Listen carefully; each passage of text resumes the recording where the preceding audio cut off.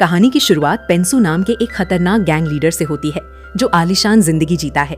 उसके पास दौलत, ताकत और रुतबा सब कुछ है, लेकिन उसकी पत्नी का सच्चा प्यार उसे कभी नहीं मिला। हालांकि इससे उसे कोई खास फर्क भी नहीं पड़ता, क्योंकि उसने भी ये शादी मोहब्बत से नहीं बल्कि फायदे के लिए की थी। उसकी पत्नी एक बड़ी कंपनी के मालिक की बेटी है और इसी रिश्ते ने उसे ऊंचे मुकाम तक पहुंचाया। एक दिन पेंसू को पता चलता है कि उसके नए रियल एस्टेट प्रोजेक्ट के बीचों बीच एक बढ़ई की छोटी सी दुकान बनी हुई है। दुकान का मालिक वहां से हटने से साफ इनकार कर देता है। इसके बाद पेंसू अपने सबसे भरोसेमंद आदमी मांचुल को बुलाता है और उसे हर हाल में दुकान खाली करवाने का आदेश देता है। दूसरी ओर दुकान का मालिक जोंगजी जैसे ही मांचुल को अपने आदमियों के साथ आते देखता है, वो घबरा जाता है। शुरुआत में दोनों पक्ष शांति से बात करने की कोशिश करते हैं, लेकिन मांचुल जल्द ही अपना असली रंग दिखा देता है। वो ठंडे लहजे में धमकी देता है कि अगर अभी के अभी कागजों पर हस्ताक्षर नहीं किए गए तो उसका हाथ काटकर जबरदस्ती अंगूठा लगवा दिया जाएगा। डर के मारे जोंगजी के पास कोई दूसरा रास्ता नहीं बचता और वो मजबूरी में दस्तावेजों पर साइन कर देता है। उसी रात जांग नाम का एक दूसरा गैंगस्टर वहां पहुंचता है। वो पेंसू का खुलेआम अपमान करता है और ये जताने की कोशिश करता है कि इलाके का असली मालिक वही है, लेकिन पेंसू बिना कोई प्रतिक्रिया दिए पूरी तरह शांत रहता है। कुछ देर बाद जांग वहां से चला जाता है। इसके बाद पेंसू की कंपनी एक और बड़ी इमारत अपने कब्जे में लेने में कामयाब हो जाती है। नई इमारत मिलने की खुशी में पेंसू एक छोटे से रेमन रेस्टोरेंट में खाना खाने पहुंचता है, लेकिन सच ये है कि वो वहां खाने के लिए नहीं बल्कि अपने अतीत से जुड़े किसी इंसान का पता लगाने आया होता है। उसी दौरान उसके पास ही डोंगयून नाम का एक हाई स्कूल का लड़का बैठा होता है। पेंसू रेस्टोरेंट की मालकिन से पूछता है कि 10 साल पहले यहाँ काम करने वाली महिला के बारे में उसे कुछ पता है या नहीं। मालकिन जवाब देती है कि शायद अब वो इस दुनिया में नहीं रही। ये सुनते ही पेंसू रेमन का स्वाद चखता है, लेकिन उसे उसमें पहले जैसी बात बिल्कुल महसूस नहीं होती। वो बिल चुकाकर वहां से निकलने ही वाला होता है कि तभी डोंगयून के फोन पर एक कॉल आती है। वो जल्दी से उठकर जाने लगता है और रेस्टोरेंट की मालकिन से कहता है कि उसका बटुआ कहीं खो गया है। महिला मुस्कुराते हुए कहती है कि उसका बिल पेंसू चुका देगा। बिना ज्यादा सोचे वो पेंसू से पैसे ले लेती है और बदले में उसे एक खास तोहफा देने का वादा करती है। कुछ देर बाद पेंसू पैसे देकर रेस्टोरेंट से बाहर निकल आता है। बाहर उसकी कार एक कूड़ा उठाने वाले ट्रक के पीछे फंस जाती है। परेशान होकर वो नीचे उतरता है कि आखिर रास्ता क्यों रुका हुआ है। उसी समय पास की इमारत की छत पर डोंगयून एक जूता उठाने की कोशिश कर रहा होता है। अचानक उसका पैर फिसल जाता है और वो सीधे पेंसू के ऊपर आ गिरता है। इस भयानक टक्कर से पेंसू बेहोश हो जाता है। जब उसकी आंख अस्पताल में खुलती है तो एक नर्स उसके पास आकर पूछती है कि क्या उसे होश आ गया है, लेकिन वो उसे बेटा कहकर बुलाती है। ये सुनकर पेंसू पूरी तरह हैरान रह जाता है, क्योंकि उसे समझ ही नहीं आता कि सब लोग उसके साथ ऐसा व्यवहार क्यों कर रहे हैं। नर्स तुरंत डॉक्टर को बुलाने चली जाती है। तभी पेंसू कमरे से बाहर निकलता है, जहाँ एक अधेड़ आदमी भी उसे अपना बेटा कहकर पुकारता है। पेंसू गुस्से में सोचने लगता है कि आखिर सब लोग 40 साल के आदमी को बच्चा क्यों समझ रहे हैं, लेकिन अगले ही पल उसकी दुनिया पूरी तरह बदल जाती है। सामने अस्पताल के बेड पर वो अपना असली शरीर बेहोशी की हालत में पड़ा देखता है। उसी समय जोंगजी फिर उसे अपना बेटा कहकर बुलाता है और पेंसू को सच्चाई समझ आ जाती है। उसकी आत्मा अब उसी स्कूली लड़के डोंगयून के शरीर में पहुंच चुकी है जो उस पर गिरा था। ये सच जानकर पेंसू पूरी तरह सदमे में चला जाता है। डॉक्टर का मानना होता है कि डोंगयून के सिर पर गंभीर चोट लगी है, इसलिए वो इतनी अजीब बातें कर रहा है। जोंगजी भी हैरान होकर कहता है कि उसका बेटा पहले जैसा बिल्कुल नहीं बोल रहा और पूछता है कि क्या वो सच में उसे पहचान नहीं रहा। पेंसू गुस्से में उसे दूर रहने के लिए कहता है और बार बार दोहराता है कि वो उसका बेटा नहीं है। डॉक्टर दोनों को शांत करते हुए समझाता है कि सिर की चोट की वजह से उसके व्यवहार में बदलाव आया है, लेकिन समय के साथ सब ठीक हो सकता है। तभी पेंसू को पूरी तरह एहसास होता है कि वो उसी लड़के के शरीर में फंस चुका है जिससे उसकी मुलाकात रेस्टोरेंट में हुई थी। इतना ही नहीं, उसे शक होने लगता है कि उस रेस्टोरेंट की रहस्यमयी महिला का इस आत्मा बदलने वाली घटना से कोई न कोई गहरा संबंध जरूर है। यही सोचकर वो तुरंत उसी रेस्टोरेंट की ओर दौड़ पड़ता है, लेकिन वहां पहुंचते ही उसके पैरों तले जमीन खिसक जाती है, क्योंकि वहां अब कोई रेस्टोरेंट मौजूद ही नहीं होता। निराश होकर वो पास खड़ी एक महिला से पूछताछ करता है। वो बताती है कि ये दुकान तो कई साल पहले ही यहाँ से हट चुकी है। पेंसू बार बार कहता है कि उसने तो कल ही यहीं बैठकर रेमन खाया था, लेकिन महिला उसे पागल समझकर वहां से भगा देती है। उधर जांग ये खबर सुनकर बेहद खुश हो जाता है कि पेंसू का असली शरीर अब भी कोमा में पड़ा हुआ है। दूसरी तरफ पेंसू अपने घर पहुंचता है और अपनी पत्नी को रोते हुए देखता है। एक पल के लिए उसे लगता है कि वो उसकी हालत देखकर दुखी है, लेकिन अगले ही पल उसे पता चलता है कि वो तो सिर्फ अपना टूटा हुआ हार देखकर रो रही थी। जैसे ही उसकी नजर पेंसू पर पड़ती है, वो घबरा जाती है। पेंसू उसे समझाने की कोशिश करता है कि वही उसका असली पति है, लेकिन वो उसकी एक भी बात पर विश्वास नहीं करती। वो तुरंत शोर मचाती है, तलवार उठा लेती है और पहरेदारों को बुला लेती है।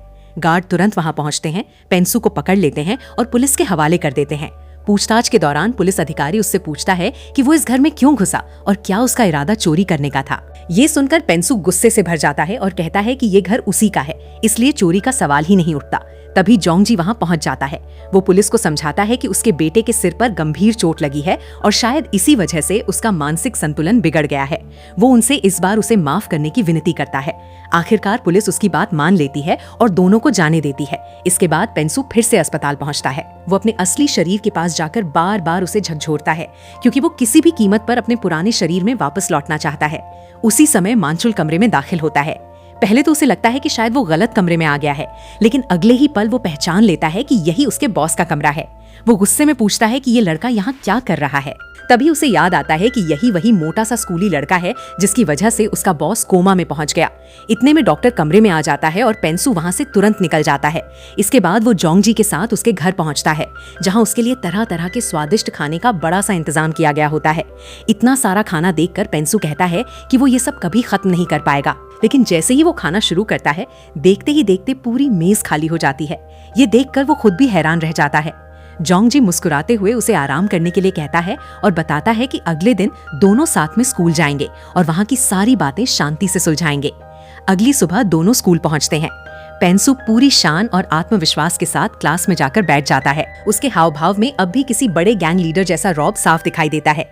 इसी दौरान जोंगजी प्रिंसिपल से मिलने जाता है। पूरे स्कूल में पहले से ही ये चर्चा फैल चुकी होती है कि डोंगयून को अपने हादसे वाले दिन की कोई बात याद नहीं है। प्रिंसिपल जोंगजी की बात सुनता है। जोंगजी का कहना होता है कि उसके बेटे को किसी ने धक्का दिया होगा और स्कूल के कुछ छात्रों ने जरूर उसके साथ कुछ गलत किया है, लेकिन प्रिंसिपल इस आरोप को पूरी तरह नकार देता है। फिर भी उसकी घबराहट भरी प्रतिक्रिया देखकर जोंगजी समझ जाता है कि वो कोई बड़ी बात छिपा रहा है। इसके बाद वो सीधे डोंगयून की क्लास में पहुंचता है। वहां शिक्षक सभी छात्रों को बताते हैं कि डोंगयून अभी तक अपने हादसे से पूरी तरह उबर नहीं पाया है, इसलिए सभी लोग उसका सहयोग करें। लेकिन जैसे ही पेंसु, जो अब डोंगयून के शरीर में है, क्लास के अंदर प्रवेश करता है, कुछ छात्र उसका मजाक उड़ाने लगते हैं और उसका अपमान करने लगते हैं। दोपहर में कैंटीन के अंदर कुछ लड़कियां यूनान नाम की एक छात्रा को घेर लेती हैं। उनमें से एक उसकी प्लेट में ठंडा पेय डाल देती है और उसे वही गंदा खाना खाने के लिए मजबूर करती है। यूनान बिना कोई विरोध किए चुपचाप वैसा ही करने लगती है। तभी बाकी लड़कियां उसकी बची हुई पूरी थाली भी जमीन पर फेंक देती हैं। ये सब देखकर पेंसु बीच में आ जाता है। वो लड़कियों से कहता है कि उसे शांति से खाना खाने दो और किसी बेवजह कमजोर इंसान को परेशान करना बंद करो। उसी समय तेवू नाम का एक लड़का आगे बढ़ता है और पेंसु का अपमान करने लगता है। वो उसे मारने ही वाला होता है कि तभी एक शिक्षक वहां पहुंच जाता है और मामला वहीं शांत हो जाता है। लंच खत्म होने के बाद वही लड़के फिर से पेंसु को घेर लेते हैं।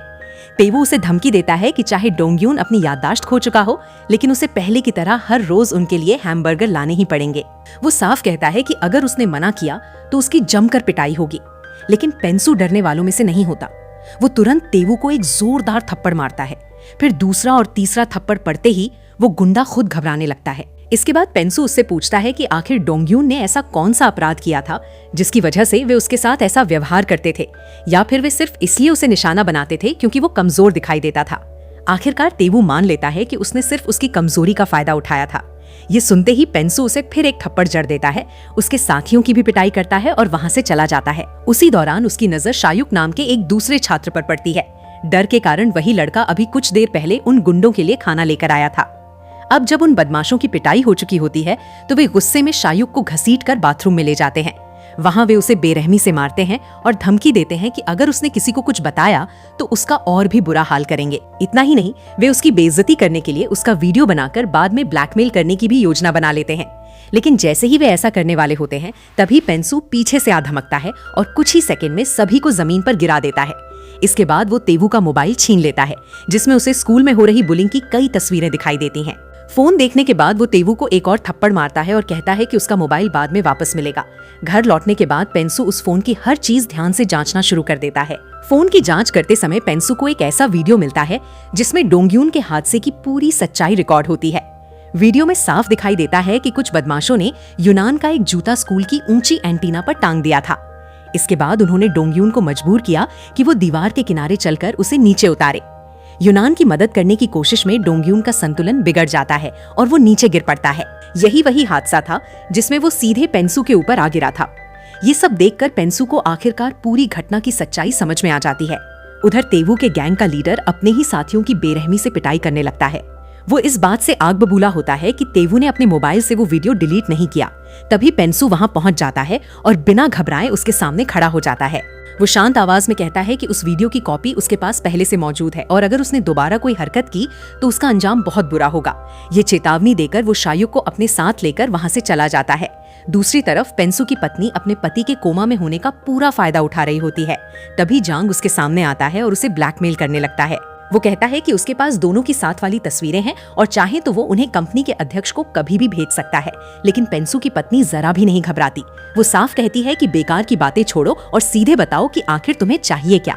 उसी समय पेंसू फिर से अस्पताल पहुंचता है और अपने असली शरीर के पास जाता है। वहां मांचुल पूरे समय उसके शरीर की रखवाली कर रहा होता है। जैसे ही वो डोंगयुन के शरीर में मौजूद पेंसू को देखता है, गुस्से में उसे अपने बॉस से दूर रहने की चेतावनी देता है। तब पेंसू पूरी शांति से कुछ अखरोट तोड़ता है और मांचुल को पूरी सच्चाई बतानी शुरू करता है। वो कहता है कि असल में वही पेंसू है। अपनी बात साबित करने के लिए वो ऐसे कई निजी राज बताता है जिन्हें सिर्फ उसका असली बॉस ही जान सकता था। ये सुनकर मांचुल को आखिर यकीन हो जाता है कि उसके सामने खड़ा लड़का वास्तव में उसी के मालिक की आत्मा है। इसके बाद पेंसू उससे पूछता है कि वो उसके शरीर के पास हर समय क्यों बैठा रहता है। मांचुल बताता है कि अफवाह फैली हुई है कि जेजे अस्पताल में पेंसू को मारना चाहता है, इसलिए वो उसकी सुरक्षा के लिए हर वक्त वहीं मौजूद रहता है। अगले दिन स्कूल में पेंसू की टक्कर जल्दी जल्दी चल रही एक लड़की से हो जाती है। उसके हाथ से एक टेडी बियर नीचे गिर जाता है। पेंसू उसे उठाकर दौड़ते हुए वापस देने जाता है। तब उसे पता चलता है कि वो लड़की यूनान है। यूनान उसे देखकर पूछती है कि क्या सच में उसकी याददाश्त चली गई है, क्योंकि अब वो उसे पहचानता तक नहीं। उसी समय यूनान की माँ वहां पहुंच जाती है। उसे देखते ही पेंसू एकदम सन्न रह जाता है। वो महिला कोई और नहीं बल्कि उसका पहला प्यार मिसुन होती है। मिसुन मुस्कुराकर उसका हाल पूछती है और कहती है कि वो पहले से काफी बड़ा हो गया है। सदमे में खड़ा पेंसू अनायास ही उससे पूछ बैठता है कि वो यहाँ क्या कर रही है। मिसुन उसे उसके नाम से बुलाने पर डांट देती है और कहती है कि उसे बड़ों से बात करने की तमीज सीखनी चाहिए। इतना कहकर वो हल्के से उसे धक्का देती है और वहां से चली जाती है। उसके जाने के बाद पेंसू लगातार अपने पुराने दिनों के बारे में सोचता रहता है। धीरे धीरे उसके मन में शक पैदा होता है कि कहीं यूनान मिसुन की बेटी तो नहीं। अगर ऐसा है तो उसके मन में ये सवाल भी उठता है कि उसका असली पिता आखिर कौन है। अपने शक को दूर करने के लिए वो स्कूल में चुपके से यूनान के कुछ बाल हासिल कर लेता है। बाद में जब डीएनए टेस्ट कराया जाता है तो रिपोर्ट देखकर उसके पैरों तले जमीन खिसक जाती है। रिपोर्ट साबित करती है कि यूनान उसकी अपनी बेटी है, वही लड़की जो हर दिन स्कूल में बुलिंग का शिकार बन रही थी। ये सच जानकर पेंसू का गुस्सा 7वें आसमान पर पहुंच जाता है। अगले दिन वही लड़कियां फिर से यूनान को घेर लेती हैं। इस बार वे उस पर लिपस्टिक चुराने का आरोप लगाती हैं और उसका बैग चेक करने लगती हैं। जैसे ही पेंसू ये सब देखता है वो तुरंत बीच में आ जाता है। वो कह देता है कि लिपस्टिक उसी ने ली थी। इतना ही नहीं, वो ये भी कहता है कि उसे इस्तेमाल करने की कोशिश की लेकिन पसंद नहीं आई, इसलिए उसने उसे फेंक दिया। इस तरह वो यूनान को एक बार फिर बचा लेता है। लेकिन जब वो अपनी बेटी की आंखों में आंसू देखता है तो उसका गुस्सा और भी बढ़ जाता है। वो मांचुल को बुलाकर कहता है कि उन लड़कियों को ऐसा सबक सिखाओ कि वे जिंदगी भर याद रखें, यहाँ तक कि उनके हाथ पैर तोड़ देने का भी आदेश देता है। मांचुल उसकी बात मानने से इनकार कर देता है। वो समझाता है कि वे अभी सिर्फ स्कूली लड़कियां हैं और उनके खिलाफ इतनी हिंसा करना सही नहीं होगा। साथ ही वो सलाह देता है कि यूनान को खुद इस मुश्किल का सामना करना सीखना चाहिए, तभी वो सच में मजबूत बन पाएगी। मांचुल की सलाह सुनने के बाद पेंसू सीधे मिसुन से मिलने पहुंचता है। मिसुन को इस बात का बिल्कुल भी अंदाजा नहीं होता कि उसके सामने खड़ा ये लड़का दरअसल उसके पहले प्यार पेंसू की आत्मा है। वो अब भी उसे सिर्फ डोंगयुन ही समझती है। इसके बावजूद पेंसू उसे स्कूल में हो रही हर बात बता देता है। वो ये भी बताता है कि शिक्षक सब कुछ जानते हुए भी स्कूल में होने वाली बुलिंग को नजरअंदाज कर रहे हैं। ये सुनते ही मिसुन बुरी तरह घबरा जाती है और खुद को पूरी तरह लाचार महसूस करती है। फिर वो पेंसू पर ही गुस्सा निकालते हुए कहती है कि उसे इस बात का कोई अंदाजा नहीं कि उसकी बेटी और उसने अब तक कितनी तकलीफें झेली हैं। उसकी बातें सुनने के बाद पेंसू वादा करता है कि अब स्कूल में जो कुछ भी हो रहा है वो खुद उसे खत्म करके रहेगा। उधर दूसरी तरफ पेंसू की पत्नी जांग के साथ मिल जाती है। दोनों कंपनी के अध्यक्ष के पास पहुंचते हैं। वहां वो झूठे दस्तावेज दिखाकर दावा करती है कि पेंसू ने करोड़ों की वित्तीय धोखाधड़ी की है। इन सब घटनाओं के बाद पेंसू फैसला करता है कि अब उसे सिर्फ अपनी बेटी की रक्षा ही नहीं करनी बल्कि डोंगयुन को भी इतना मजबूत बनाना है कि वो किसी से डर कर न जिए। यही सोचकर वो जिम में कड़ी ट्रेनिंग शुरू कर देता है। कुछ समय बाद मिसुन भी यूनान को उसी जिम में भेज देती है। शुरुआत में यूनान साफ मना कर देती है। उसका कहना होता है कि उसे लड़ना सीखने में कोई दिलचस्पी नहीं है। वो वहां से जाने की कोशिश करती है लेकिन मांचुल के साथ काम करने वाला नया ट्रेनर उसे रोक लेता है और फिर दोनों की ट्रेनिंग शुरू कर देता है। कुछ ही दिनों के भीतर यूनान में हैरान कर देने वाला बदलाव आने लगता है। उसका आत्मविश्वास पहले से कहीं ज्यादा बढ़ जाता है। वहीं दूसरी ओर पेंसु का भी वजन कम होने लगता है और उसका शरीर फिर से फिट और ताकतवर बन जाता है। जब वो दोबारा स्कूल पहुंचता है तो हर कोई उसे देखकर दंग रह जाता है। लड़कियां उसकी तरफ से नजरें नहीं हटा पाती और लड़के भी उसकी बदली हुई पर्सनैलिटी देखकर हैरान रह जाते हैं। स्कूल खत्म होने के बाद पेंसु यूनान के साथ घर लौटता है। वहाँ उसे उसकी बचपन की कई तस्वीरें दिखाई देती हैं। वो उनमें से एक फोटो अपने मोबाइल में सहेज लेता है और उसे बड़े प्यार से देखता रहता है। उसी दौरान जोंगजी अपनी नौकरी खत्म करके वेतन लेकर घर लौट रहा होता है, लेकिन रास्ते में कुछ गुंडे उसे घेर लेते हैं। पता चलता है कि उसने 2 साल पहले उनसे पैसे उधार लिए थे और अब वे ब्याज समेत पूरी रकम वसूलने आए हैं। तभी पेंसु वहां पहुंचकर उसे बचाने की कोशिश करता है, लेकिन सामने वालों की संख्या ज्यादा होने की वजह से वो उन पर भारी नहीं पड़ पाता। इसके बाद गैंग का सरगना जोंगजी को साफ चेतावनी देता है कि उसके पास सिर्फ 1 हफ्ते का समय है। अगर उसने 80 मिलियन वॉन वापस नहीं किए तो अंजाम बहुत बुरा होगा। धमकी देकर सभी वहां से चले जाते हैं। तभी पेंसु देखता है कि जोंगजी बेहोश होकर जमीन पर गिर चुका है। कुछ समय बाद मांचुल अकेले ही उस गैंग के अड्डे पर पहुंच जाता है। वो एक एक करके सभी गुंडों को बेरहमी से पीट देता है। फिर उनके सरगना को याद दिलाता है कि असली कर्ज सिर्फ 5 मिलियन वॉन था, इसलिए अगर उसने रकम कम नहीं की तो अगली बार नतीजा और भी खतरनाक होगा। ये सुनकर गैंग का लीडर डर जाता है और रकम घटाने के लिए तैयार हो जाता है। इधर पेंसु घर पर जोंगजी के लिए खाना बनाता है। उसे अपने बेटे जैसा ख्याल रखते देखकर जोंगजी भावुक हो जाता है। वो राहत की सांस लेते हुए बताता है कि गुंडों ने सचमुच कर्ज की रकम कम कर दी है। अगले दिन स्कूल में पेंसु अपनी बेटी यूनान की तस्वीर देखकर मुस्कुरा रहा होता है। तभी वही लड़कियां फिर से उसे परेशान करने पहुंचती हैं, लेकिन इस बार यूनान पहले जैसी बिल्कुल नहीं होती। वो बिना डरे उनका सामना करती है, उन्हें पीट देती है और साफ चेतावनी देती है कि आगे से उसे तंग करने की कोशिश भी मत करना। अपनी बेटी को इतना मजबूत देखकर पेंसु के चेहरे पर गर्व साफ दिखाई देता है। कुछ देर बाद वो मिसुन के रेमन रेस्टोरेंट पहुंचता है और उसे सारी बातें बताता है। ये सुनकर मिसुन खुश हो जाती है और दोनों के लिए रेमन तैयार करती है। उसे खाते हुए देखकर वो कहती है कि ये नजारा उसे किसी पुराने इंसान की याद दिला रहा है। फिर वो ये भी कहती है कि पिछले कुछ दिनों से डोंगयून का व्यवहार बिल्कुल यूनान के असली पिता जैसा लगने लगा है।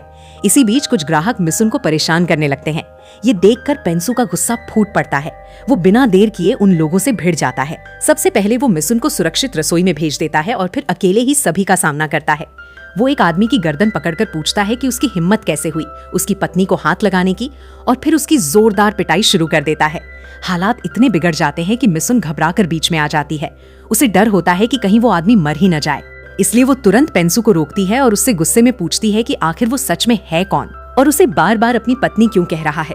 आखिरकार पेंसु फैसला करता है कि अब उससे सच छिपाने का कोई मतलब नहीं है। वो पूरी सच्चाई बता देता है कि उसकी आत्मा इस लड़के के शरीर में फंस चुकी है। शुरुआत में मिसुन को उसकी बात पर बिल्कुल यकीन नहीं होता। उसे लगता है कि ये सब असंभव है। तब पेंसु उसे उनकी पुरानी जिंदगी का ऐसा निजी राज बताता है जिसे उसके पहले प्यार के अलावा कोई और जान ही नहीं सकता था। ये सुनकर मिसुन चौंक जाती है। वो उससे उनके पुराने रिश्ते से जुड़े कई सवाल पूछने लगती है। वो जानना चाहती है कि उनकी पहली मुलाकात कहाँ हुई थी और उनका रिश्ता आखिर कहाँ आकर खत्म हुआ था। पेंसु बिना एक भी गलती किए हर सवाल का सही जवाब दे देता है। इसके बाद वो मिसुन से पूछता है कि उसने अपनी गर्भावस्था के बारे में उसे कभी क्यों नहीं बताया। वो कहता है कि अगर उसे उस समय इस बात का पता होता तो वो उसे कभी छोड़कर नहीं जाता। धीरे धीरे मिसुन को यकीन हो जाता है कि उसके सामने खड़ा लड़का सच में पेंसु ही है। इसके बाद वो उससे पूछती है कि इतने सालों बाद आखिर वो वापस क्यों आया है, लेकिन मिसुन अपनी बात बिल्कुल साफ रखती है। वो कहती है कि यूनान सिर्फ उसकी बेटी है क्योंकि इतने वर्षों तक उसने अकेले ही उसकी परवरिश की है। वो ये भी याद दिलाती है कि उसने पेंसु को इसलिए छोड़ा था क्योंकि वो एक गैंगस्टर बन चुका था। इतना कहकर वो उसे वहां से चले जाने के लिए कह देती है। पेंसु मजबूर होकर वहां से निकल जाता है।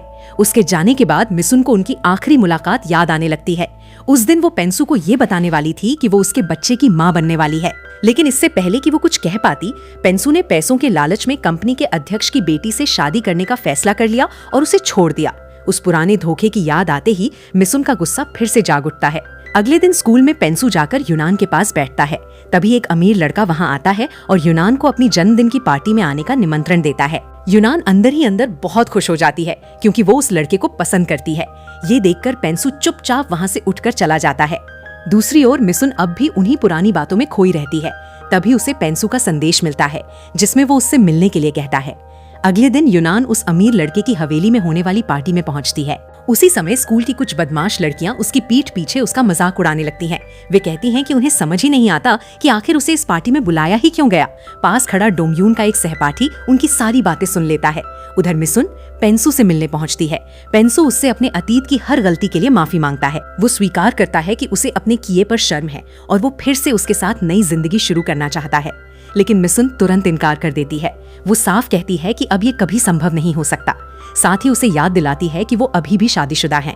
आसपास मौजूद लोग उनकी बातें सुन लेते हैं और ये देखकर हैरान रह जाते हैं कि इतना कम उम्र का लड़का ऐसी बातें क्यों कर रहा है। देखते ही देखते वहाँ फुसफुसाहट शुरू हो जाती है। मिसुन वहाँ से जाने लगती है, लेकिन तभी पेंसु अचानक उसका हाथ पकड़कर उसे चूम लेता है। अगले ही पल मिसुन उसके जोरदार थप्पड़ मार देती है। वहाँ मौजूद सभी लोग ये नजारा देखकर दंग रह जाते हैं। इसके बाद वो पेंसु को सीधे पुलिस स्टेशन ले जाती है। वहाँ पहुंचकर पेंसु अपनी गलती के लिए माफी मांग लेता है। तभी उसके स्कूल के एक दोस्त का फोन आता है। वो बताता है कि यूनान किसी बड़ी मुसीबत में फंस सकती है। ये सुनते ही पेंसु बिना एक पल गंवाए वहाँ से भाग निकलता है। वो यूनान के दोस्त से पार्टी का पता पूछता है और तुरंत उसी हवेली की तरफ दौड़ पड़ता है।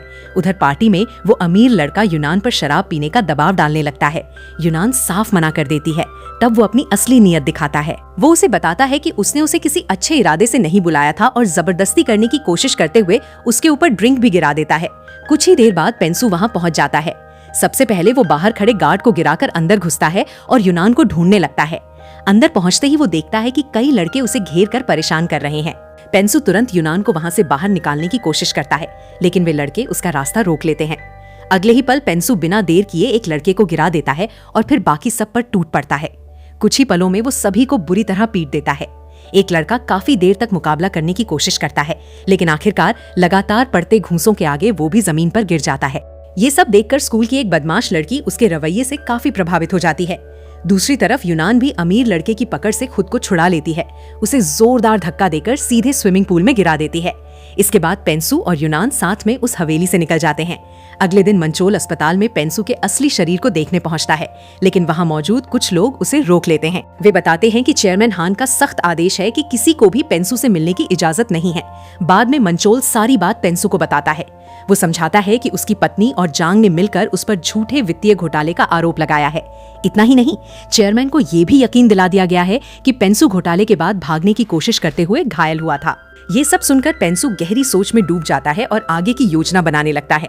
इसके बाद वो मंचोल से कहता है कि वो उसकी तरफ से चेयरमैन को एक खत पहुंचा दे। उधर पेंसु मिसून से मिलने जाता है और यूनान का हाल पूछता है, लेकिन मिसून ठंडे लहजे में कहती है कि अगर उसे सच में यूनान की फिक्र है तो वो उसकी जिंदगी से हमेशा के लिए दूर चला जाए। पेंसु बिना कुछ कहे वहां से जाने लगता है। तभी स्कूल की वही लड़की उसके सामने आ जाती है। वो पूछती है कि क्या वो यूनान को डेट कर रहा है। पेंसु गुस्से में इसे साफ इनकार कर देता है। हिम्मत जुटाकर लड़की उसे अपना बॉयफ्रेंड बनने का प्रस्ताव देती है, लेकिन पेंसु उसे भी मना कर देता है। इसके बावजूद वो उसके हाथ में एक छोटा सा गिफ्ट बॉक्स थमा देती है और वहां से चली जाती है। उसी समय यूनान वहां पहुंच जाती है और ये सब अपनी आंखों से देख लेती है। यूनान सीधे पेंसु से पूछती है कि क्या वो उस लड़की के साथ रिश्ता बनाने वाला है। पेंसु फिर से साफ मना कर देता है, लेकिन अगले ही पल यूनान खुद उससे उसका बॉयफ्रेंड बनने के लिए कह देती है। ये सुनकर पेंसु चौंक जाता है और बिना कुछ समझाए वहां से चला जाता है। बाद में यूनान अपनी माँ मिसून से कहती है कि वो डोंगयून को पसंद करती है और उसे अपना बॉयफ्रेंड बनाना चाहती है। ये सुनते ही मिसून के होश उड़ जाते हैं, क्योंकि वो जानती है कि डोंगयून के शरीर के अंदर असल में पेंसु की आत्मा है। इसलिए वो तुरंत यूनान को उससे दूर रहने की चेतावनी देती है। अगले दिन स्कूल में मिसून पेंसु का सामना करती है और पूछती है कि आखिर उसने ऐसा क्या किया कि यूनान उससे प्यार करने लगी। पेंसु जवाब देता है कि उसने सिर्फ उसके साथ अच्छा व्यवहार किया था, लेकिन मिसून उसे साफ शब्दों में कह देती है कि वो हमेशा के लिए उनकी जिंदगी से दूर हो जाए। वो याद दिलाती है कि वो पहले से शादीशुदा है और उनके बीच अब कभी कुछ नहीं हो सकता। तभी यूनान वहां पहुंच जाती है और पूछ बैठती है कि आखिर शादीशुदा कौन है। बिना सोचे समझे पेंसु बात संभालने के लिए कह देता है कि उसे यूनान नहीं बल्कि उसकी माँ पसंद है। ये सुनते ही यूनान का दिल टूट जाता है। उसे लगता है कि उसकी अपनी माँ ही उससे उसका प्यार छीन रही है। रोते हुए वो वहां से भाग जाती है। यूनान के जाने के बाद मिसून गुस्से में पेंसु से पूछती है कि उसने ऐसा झूठ आखिर क्यों बोला। इसी दौरान जांग अस्पताल पहुंचकर वहां तैनात गार्ड्स को मार देता है और पेंसु के असली शरीर को खत्म करने के इरादे से उसके कमरे में पहुंच जाता है। लेकिन जैसे ही वो हमला करने वाला होता है, अचानक पेंसु की असली बॉडी होश में आ जाती है। आंखें खोलते ही वो बड़े आराम से जांग से कहता है कि उसकी पैंट की जिप खुली हुई है। ये देखकर जांग डर के मारे वहीं बेहोश होकर गिर पड़ता है। दूसरी तरफ डोंगयून की आत्मा अब पेंसू के असली शरीर में जाग चुकी होती है। वो सीधे जोंगजी के घर पहुंचकर उन्हें पापा कहकर बुलाता है। एक अधेड़ आदमी के मुंह से ये शब्द सुनकर जोंगजी डर जाते हैं और रोने लगते हैं। तभी वहां पेंसू भी पहुंच जाता है और तुरंत समझ जाता है कि डोंगयून की आत्मा अब उसके असली शरीर में लौट आई है। डोंगयून खुद भी अपनी हालत समझकर बुरी तरह घबरा जाता है। पेंसू उसे एक हल्की सी थप्पड़ मारकर शांत करता है और फिर पूरी सच्चाई डोंगयून और जोंगजी को विस्तार से बता देता है। शुरुआत में जोंगजी इस पर यकीन नहीं करते, लेकिन दोनों की बातें सुनने के बाद आखिरकार उन्हें सच मानना पड़ता है। इसके बाद पेंसू डोंगयून से पूछता है कि क्या वो सच में यूनान से प्यार करता है। जब डोंगयून हाँ कह देता है तो पेंसू उससे वादा करता है कि अगर वो उसका साथ देगा तो वो भी यूनान का दिल जीतने में उसकी पूरी मदद करेगा। वहीं दूसरी ओर पेंसू की पत्नी को ये खबर मिलते ही गुस्सा और डर दोनों घेर लेते हैं कि उसका पति अब होश में आ चुका है। उसे एहसास हो जाता है कि उसकी सारी साजिशें अब किसी भी वक्त बेनकाब हो सकती हैं। जांग के नाकाम लौटने पर पेंसू की पत्नी गुस्से से आग बबूला हो जाती है। वो जांग पर भड़कते हुए कहती है कि वो पेंसू को खत्म करने में भी नाकाम रहा। जांग उसे शांत करने की कोशिश करता है और भरोसा दिलाता है कि उसके आदमी लगातार पेंसू की तलाश कर रहे हैं। वो ज्यादा देर तक उनसे छिप नहीं पाएगा। तभी उसका एक गुर्गा वहां पहुंचता है और बताता है कि उन्हें पेंसू का ठिकाना मिल चुका है। उधर पेंसू अपनी नई योजना के तहत डोंगयून को उसके असली शरीर में लेकर मिसून के पास पहुंचता है। योजना के मुताबिक डोंगयून खुद को पेंसू बताकर कहता है कि दोनों की आत्माएं अब अपने अपने असली शरीर में लौट चुकी हैं। इसके बाद वो मिसून से अपने पुराने गुनाहों के लिए माफी मांगने लगता है, लेकिन तभी जांग अपने आदमियों के साथ वहां पहुंच जाता है। उन्हें देखते ही डोंगयून डर से कांपने लगता है और उसकी घबराहट देखकर मिसून समझ जाती है कि असली पेंसू अभी भी डोंगयून के शरीर में ही है। हालात बिगड़ते देख पेंसू तुरंत डोंगयून और मिसून को रसोई के अंदर भेज देता है और डोंगयून से कहता है कि चाहे कुछ भी हो जाए वो मिसून को बाहर नहीं आने देगा। इसके बाद पेंसू अकेला ही बाहर निकलकर जांग और उसके गुंडों का सामना करता है। जांग उसे सिर्फ एक साधारण लड़का समझकर बड़ी गलती कर बैठता है। अगले ही कुछ पलों में पेंसू एक एक करके सभी गुंडों को बुरी तरह पीटकर जमीन पर गिरा देता है। अपने आदमियों की ऐसी हालत देखकर जांग बुरी तरह भड़क उठता है और अपने सबसे ताकतवर फाइटर को मैदान में उतार देता है। दोनों के बीच जबरदस्त और लंबी लड़ाई होती है। आखिरकार पेंसू अपनी ताकत और अनुभव के दम पर उसे भी हरा देता है, लेकिन तभी जांग पीछे से हमला कर देता है और उसकी गर्दन पर चाकू रखकर सरेंडर करने को कहता है। उसी समय मिसून बाहर आ जाती है। वो गैस सिलेंडर का नॉब खोल देती है। हाथ में लाइटर जलाकर जांग को चेतावनी देती है कि अगर उसने 3 तक गिनती पूरी होने से पहले वहां से कदम नहीं हटाया तो वो पूरी जगह को विस्फोट से उड़ा देगी। ये देखकर जांग की हिम्मत जवाब दे देती है। वो अपनी जान बचाने के लिए तुरंत अपने आदमियों के साथ वहां से भाग निकलता है। खतरा टलते ही पेंसू मिसून के पास जाता है, गैस बंद करता है और उसके कांपते हाथों से धीरे से लाइटर ले लेता है। मिसून अब भी डरी हुई होती है, लेकिन पेंसू को सुरक्षित देखकर उसे बड़ी राहत मिलती है। कुछ देर बाद डोंगयून भी बाहर आ जाता है। जब मिसून ये देख लेती है कि उसका असली पेंसू बिल्कुल सुरक्षित है तो वो अपने दिल में दबे हुए सारे जज्बात आखिरकार उसके सामने खोल देती है। वो बताती है कि पिछले 17 सालों में उसने उसे कभी नहीं भुलाया और हर पल उसकी कमी महसूस की। वो ये भी कहती है कि उसके वापस आने से उसकी जिंदगी में फिर से उम्मीद लौट आई है। इतना कहकर वो पेंसू को गले लगा लेती है। उस पल पेंसू को एहसास हो जाता है कि मिसून आज भी उससे उतना ही प्यार करती है। इसी बीच कंपनी का चेयरमैन अपनी बेटी को अपने सामने बुलाता है। उसे अब उसकी बेवफाई और धोखे की पूरी सच्चाई पता चल चुकी होती है। पेंसू की भेजी हुई चिट्ठी पढ़ने के बाद वो समझ जाता है कि पेंसू ने कोई आर्थिक घोटाला नहीं किया था और उस पर लगाए गए सभी आरोप झूठे थे। अब वो अपनी बेटी से पूरी सच्चाई जानने के लिए तैयार बैठा होता है। चेयरमैन बताता है कि ये चिट्ठी हादसे से पहले लिखी गई थी और हैंडराइटिंग एक्सपर्ट भी पुष्टि कर चुके हैं कि ये सचमुच पेंसू ने ही लिखी थी। ये सुनकर उसकी बेटी पूरी तरह घबरा जाती है। वो सफाई देते हुए कहती है कि उसका जांग के साथ रिश्ता हादसे के बाद शुरू हुआ था, लेकिन उसकी बातों से ही चेयरमैन समझ जाता है कि वो झूठ बोल रही है और उसे दोनों के अफेयर की सच्चाई पता चल जाती है। उधर पेंसू और डोंगयून अपनी योजना के मुताबिक चेयरमैन के सामने पहुंचते हैं। डोंगयून पेंसू के असली शरीर में खुद को पेंसू बताकर खड़ा होता है, जबकि असली पेंसू पास में खड़ी कार से रेडियो के जरिए उसे हर जवाब बताता रहता है। सारी बातें सुनने के बाद चेयरमैन अपनी बेटी को साफ कह देता है कि अब उसे उसकी संपत्ति का एक भी हिस्सा नहीं मिलेगा। गुस्से में उसकी बेटी पलटवार करते हुए बताती है कि पेंसू की एक और बेटी भी है और वो दूसरी औरत के साथ भी रिश्ता रखता था। चेयरमैन इस बारे में पेंसू से सवाल करता है। तभी अचानक रेडियो काम करना बंद कर देता है और डोंगयून को कोई निर्देश नहीं मिल पाता। मजबूर होकर वो पूरी सच्चाई बता देता है। वो स्वीकार करता है कि पेंसू की सचमुच एक बेटी है, लेकिन उसे उसके बारे में हादसे के बाद ही पता चला। वो ये भी कहता है कि अब उसे कंपनी, पैसे या मुआवजे की कोई परवाह नहीं है। उसकी सबसे बड़ी इच्छा सिर्फ अपनी असली फैमिली के साथ सुकून से जीने की है। ये सुनकर चेयरमैन नाराज होने के बजाय शांत रहता है। उसकी ईमानदारी देखकर वो अपनी बेटी की सारी चालें समझ जाता है। आखिर में वो पेंसू से कहता है कि अब वो अपनी जिंदगी अपनी मर्जी से जी सकता है। ये सुनकर डोंगयून और पेंसू दोनों राहत की सांस लेते हैं और बाहर निकल आते हैं। उन्हें लगता है कि अब सारी परेशानियां खत्म हो चुकी हैं।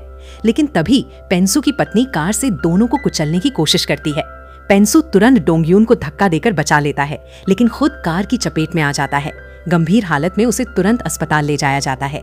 थोड़ी देर बाद मिसून और यूनान भी वहां पहुंचते हैं। जब यूनान पेंसू के असली शरीर को देखती है तो आखिरकार उसे पूरी सच्चाई समझ आ जाती है। तभी डोंगयून के शरीर में मौजूद पेंसू उससे कहता है कि हाँ, वही उसका असली पिता है। ये सब जानकर यूनान पूरी तरह टूट जाती है और कुछ समझ नहीं पाती। तभी अचानक डोंगयून के शरीर में मौजूद पेंसू बेहोश हो जाता है। उसी समय पेंसू के असली शरीर में मौजूद डोंगयून भी होश खो बैठता है। कुछ देर बाद पेंसू ऑपरेशन थिएटर में आंखें खोलता है। वहां उसके सामने वही रहस्यमयी रेमन रेस्टोरेंट वाली महिला खड़ी होती है। उसी पल उसे समझ आ जाता है कि शुरुआत से आत्माओं की अदला बदली के पीछे उसी का हाथ था। वो मुस्कुराकर पेंसू से कहती है कि अब आराम करो और दोबारा सो जाओ। 6 महीने बाद डोंगयून अपनी असली बॉडी में पूरी तरह ठीक होकर अस्पताल से बाहर आ जाता है।